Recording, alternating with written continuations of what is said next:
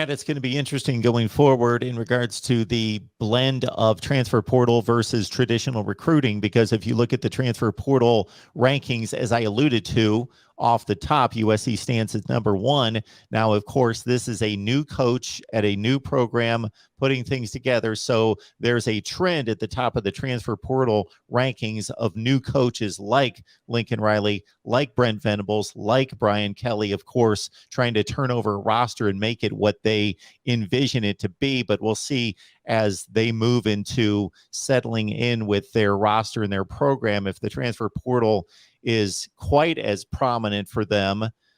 going forward, because these transfer portal numbers for those schools and a few others are almost like looking at recruiting rankings. We're seeing 15 and 16 and 17 commits through the transfer portal.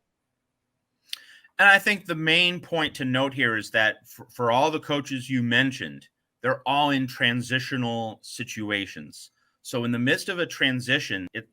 doesn't it make sense to be able to get an established player from the portal and bring him in to where you are, so that you're not coaching too many players from the ground up, starting from scratch? That just makes sense. And I would say that in like 2 to 3 years, as each of those respective coaches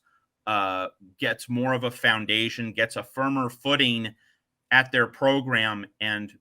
specifically in being able to bring in their own recruiting classes, I think that the mixture, the percentages of transfer portal versus recruits is going to shift more toward recruiting, less toward the portal. That's just a guess, but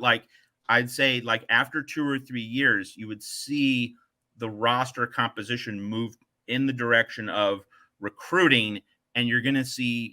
after the top programs recruit all their elite players, you might see the second tier of programs, not the top 10, not the absolute elites, but maybe 10 through 30 become more of a focal point for the transfer portal after Riley, Venables, Kelly at USC, Oklahoma, and LSU